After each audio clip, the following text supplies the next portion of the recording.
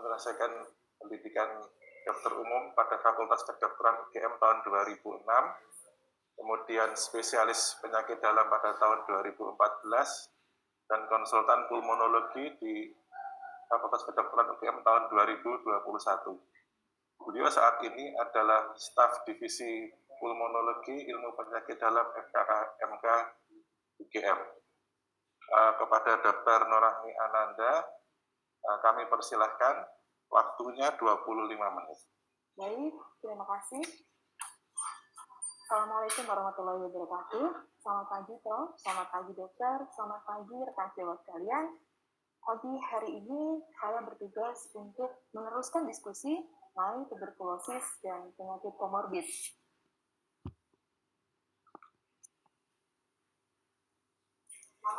Disease ada patogenesis tuberkulosis. Ketika bakteri TB ini masuk ke dalam saluran pernafasan manusia, maka secara akan segera berusaha mengeliminasi. Sistem clearance yang dilakukan oleh tubuh kita bisa terdiri dari dua. Yang pertama adalah innate immunity. Ini diperankan oleh sel-sel yang non-spesifik seperti neutrophil dan NKT cells. Sistem ini pun orang yang terpapar TB bisa mengclearance. Orang terpapar selalu meninggalkan ada jejak, atau kalau diperiksa igranya negatif, tuberkulin skin testingnya negatif. Sistem imun yang kedua juga mengclearance adalah setelah innate immunity maka ada adaptivity. Ketika makrofag ini sudah mulai memfagosit Mycobacterium, dia kemudian akan mengaktifasi sel T untuk datang, kemudian terbentuklah sel T yang teraktivasi ini akan mengeluarkan banyak sitokain inflamasi, salah satunya adalah interferon gamma. Kadarnya bisa kita ukur dengan pemeriksaan IGRA. Nah, dekat hubungannya dengan imunitas. Ketika pasien itu mengalami imunitas yang sangat buruk, ya, maka TB ini akan lebih cepat, baik secara limfatik, hemat, ya. Tetapi ketika imunitas ini baik, maka bakteri MTB akan dilokalisir, difagosit oleh makrofag, kemudian dia akan disimpan di dalam granulom. Isinya apa? Isinya adalah makrofag, kemudian yang membentuk sel foam, kemudian sel CD4, sel T di sini banyak, ya. Dan ini bisa berlangsung selama bertahun-tahun sampai seumur hidup. Apabila cell mediated immunity ini baik, maka tidak menutup kemungkinan MTB-nya akan mati. Tetapi apabila proses ini berlanjut, antigen MTB bisa berinteraksi dengan lipid pada host dan akan membentuk obstructive lipid pneumonia. Sebenarnya 95% akan resolve, akan mengalami resolusi, tetapi sisanya 5% akan terbentuk caseous pneumonia. Dan inilah yang nantinya akan berlanjut menjadi kavitari. Bisa terbentuk kavitas paucibasilar atau kavitas matur dengan dinding tebal yang di dalam dindingnya itu banyak MTB-nya. Kalau sampai di sini ya kalau diperiksa PTA-nya pasti sudah akan positif, kemungkinan besar positif. Tadi sudah dijelaskan oleh Dr. Ana bahwa saat ini kita mengenal ada 4 macam spektrum. Pertama, bila infeksinya tereliminasi baik oleh innate maupun oleh acquired, menjadi tidak akan ada jejak apabila innate. Kalau diperiksa IgA negatif, TST negatif. Tapi kalau sempat adaptif atau sel T teraktivasi, maka bisa IgRA-nya akan positif walaupun infeksinya tidak ada. Dan yang ini adalah latent tuberkulosis, di mana granulomnya masih ada, sel mediated immunity masih bekerja, tetapi pada beberapa pasien dengan kemungkinan ada defek sistem imun di kemudian hari, inilah yang akan harus diterapi agar tidak menjadi TB aktif. Nah, kita masuk ke TBC pada penyakit komorbid.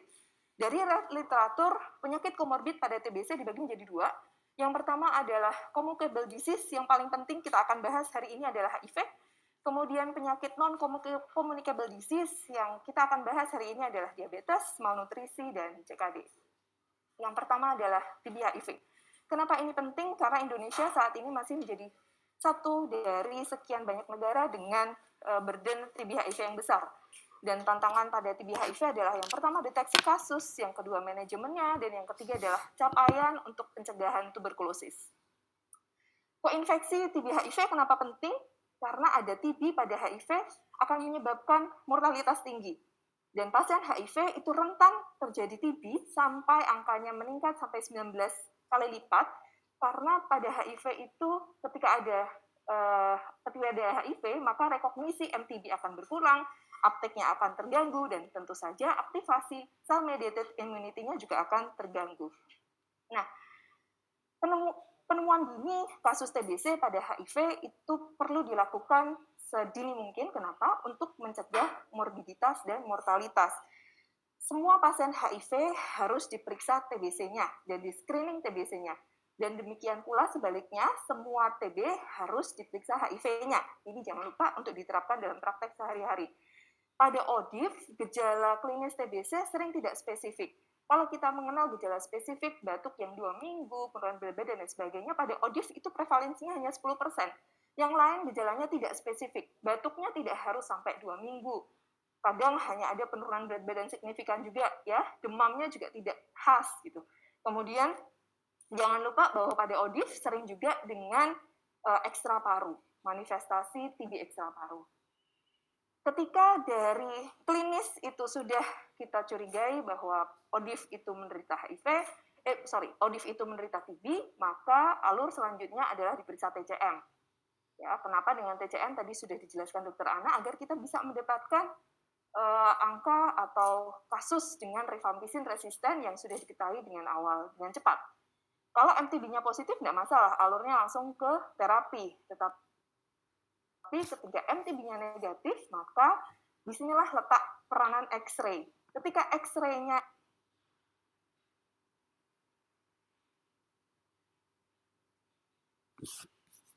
itu mendukung untuk TB, maka boleh diobati sebagai TB klinis. Ya, review kembali, berarti diagnosis TB pada pasien HIV, yang pertama secara bakteriologis harus diutamakan. Yang utama adalah pemeriksaan TCM. Kalau TCM tidak tersedia, rujukan menjadi susah, maka boleh sputum BTA. Apabila keduanya negatif, harus diambil kultur sesuai dengan rekomendasi ISTC. Dan apabila pada HIV yang berat, di mana sputum itu susah diambil, BAL juga susah dilakukan, maka dibuka kesempatan untuk mendiagnosis TB pada pasien HIV dengan pemeriksaan TB lab. Tadi sudah disinggung Dr. Ana, melalui urin. Tetapi memang oleh WHO baru boleh pada pasien dengan HIV berat atau HIV dengan CD4 di bawah 100.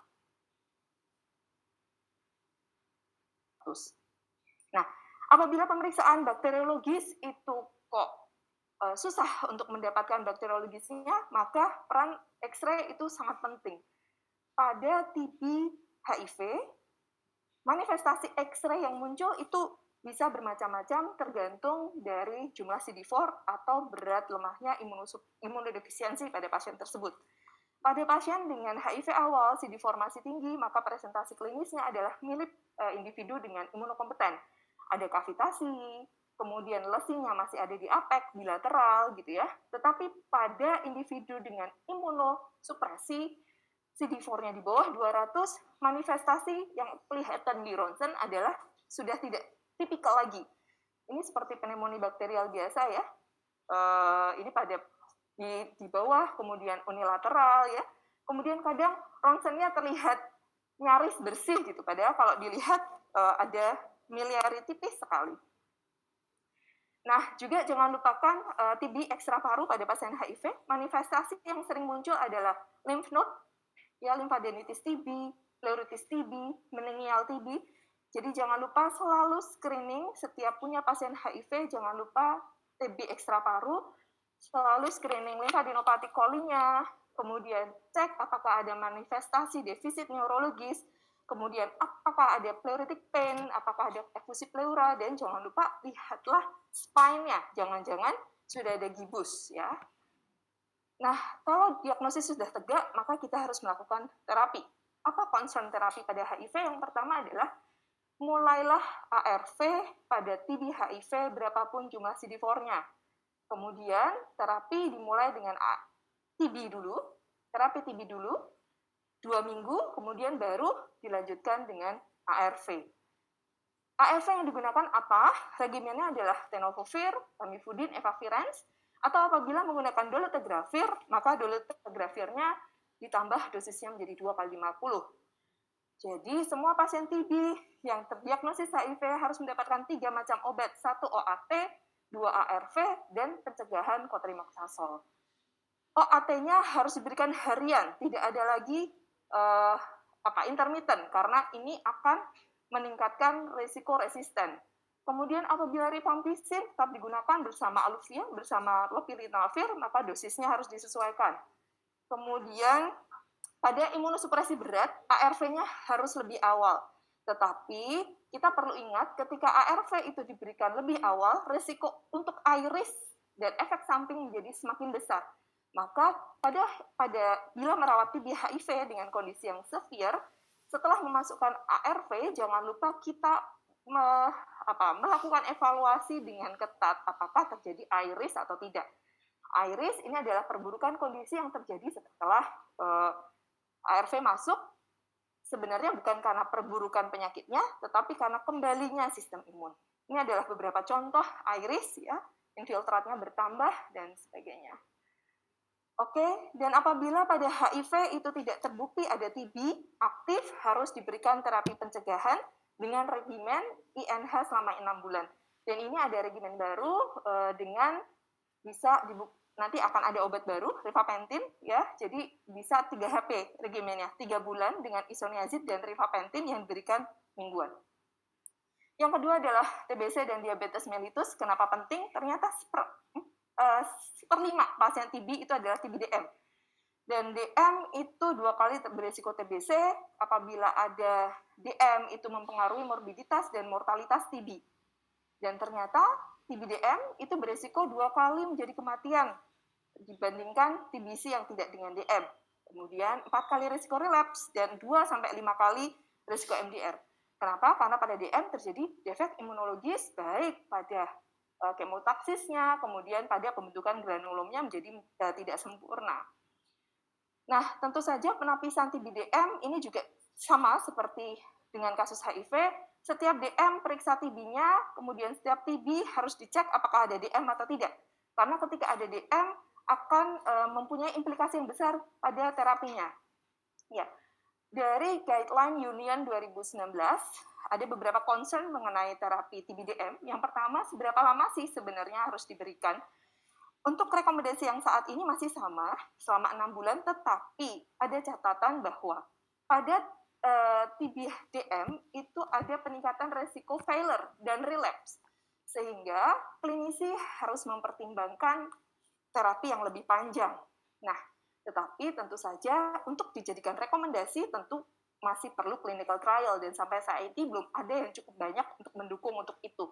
Tetapi boleh dilakukan extended, ya. Dan beberapa concern kenapa kok terapinya gagal? Yang pertama bisa jadi karena TB-nya yang lebih ekstensif, perubahan imunitas pada DM, dan juga penurunan konsentrasi obat-obatan TB dalam darah pada pasien DM. Dan ini masih perlu untuk dipelajari selanjutnya. Drug-drug interaction yang sering terjadi adalah jangan lupa rifampicin. Rifampicin itu akan berinteraksi dengan sulfonylurea sehingga obat pilihannya adalah insulin. Kemudian isoniazid dan DM dua-duanya menimbulkan neuropati, berikan pyridoxine dari awal. Kemudian etambutol dengan DM, hati-hati penggunaan etambutol karena bisa memperparah retinopatinya. Kemudian cek adherence-nya, edukasi harus diberikan dari awal. Bagaimana penggunaan steroid? Saat ini indikasi steroid pada TB kan 3 ya. 1 pada meningitis, 2 pada perikarditis, dan 3 pada TB HIV yang mengalami iris. Boleh diberikan apabila ada DM, tetapi monitor gula darahnya harus disesuaikan dan terapinya harus disesuaikan. Sekali lagi, untuk HIV dan DM berikan fase lanjutan RH harian. Kemudian bila kadar glukasa darah tidak terkontrol, maka pengobatan TB rekomendasinya adalah diperpanjang sampai 9 bulan, tetapi lihat ini sangat tailoring per individu. Target HbA1c-nya berapa? Di bawah 7. Pada 2 bulan pertama dari Union mengatakan boleh di bawah 8. Karena pada 2 bulan pertama inflamasi yang terjadi itu sangat tinggi sehingga kadang gula darah sulit dikendalikan. Ya. Kemudian selanjutnya TB CKD. CKD menjadi concern karena faktor resiko TB pada CKD itu bisa menaik 3-25 kali lipat, karena pada CKD ini terjadi juga defek imun, terjadi impaired immunity, dan biasanya terjadi pada setelah CKD stage 3. Ya, tetapi dari awal sebenarnya sudah bisa terjadi defek imunitas ini. Maka peningkatan resiko TB itu sejalan dengan perberatan CCT-nya, gitu ya, perberatan stage-nya. Screeningnya harus dilakukan seawal mungkin, termasuk screening untuk TB laten pada mereka-mereka yang akan menjalani transplantasi ginjal. Boleh diperiksa IGRA. Kemudian gejala TB sering tidak spesifik karena tumpang tindih dengan gejala uremikum, sehingga terjadi delay diagnosis. Yang menarik adalah pada TB pada CKD, itu ternyata 60-80% kasus itu adalah TB ekstra paru. Sehingga screening pada CKD, jangan lupa limfadenopati, gastrointestinal, tulang, dan beberapa demam yang sebabnya tidak diketahui pun bisa merupakan manifestasi pada TB. Sehingga apabila sejawat mempunyai pasien CKD, datang dengan demam, perubahan berat badan, segera screen apakah kemungkinan ada TB pada pasien ini. Nah, terapi pada CKD apa? Standar regimennya sama, beberapa obat perlu adjustment, nanti bisa dibaca pada panduan. Yang perlu di-adjust setelah CCT kurang dari 30 adalah pyrazinamide dan ethambutol. Dosisnya sama, tetapi diberikan 3 kali per minggu. Nah, malnutrisi, kenapa penting? Karena 1/4 kasus TBC di dunia karena malnutrisi. Dan Indonesia masih dari 5 risk factor itu, malnutrisi nomor 1. Selalu lakukan assessment nutrisi pada pasien TB. Apabila ada severe malnutrisi, ikuti terapi severe malnutrisi, libatkan ahli gizi klinik, libatkan ahli gizi, jangan boleh diet pasiennya, protein 30% harus tercukupi, kemudian pemberian mikronutrien, ada penelitian di awal terapi TB, vitamin A, vitamin E, vitamin D, ferrum, selenium, dan Zn itu dilaporkan mengalami penurunan. Tetapi evidence yang ada masih conflicting. Jadi ada yang memberikan suplementasi vitamin D ternyata bagus, ada yang tidak. Ada yang memberikan vitamin A bagus, ada yang tidak. Gitu. Jadi memang belum masuk dalam general rekomendasi. Nah, terakhir mengenai TBC dan COVID koinfeksi, masih banyak yang harus kita pelajari untuk TB dan COVID, dan mulai banyak paper yang menulis ini, tetapi yang jelas bahwa kematian karena TB pada era COVID ini meningkat lagi, milestone 2020 yang harusnya ini ke bawah, naik lagi. Apa yang terjadi? Karena akses ya. Kita tahu bahwa ruang isolasi TB buat COVID dan sebagainya itu terjadi di mana-mana. Dan beberapa concern pasien TB dengan COVID ini memiliki risiko hospitalisasi lebih besar, risiko mortalitasnya lebih besar. Dan apa yang harus dilakukan? Ya TB-nya tetap diobati, COVID-nya tetap diobati, yang diperhatikan adalah interaksi obat.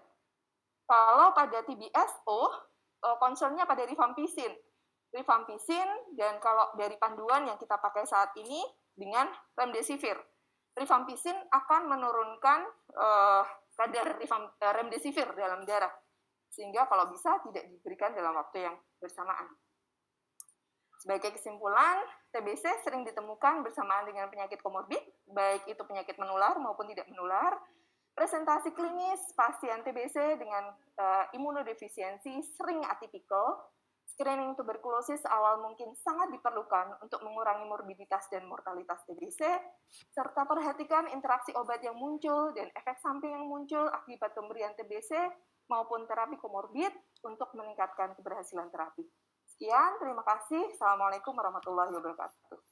Terima kasih kepada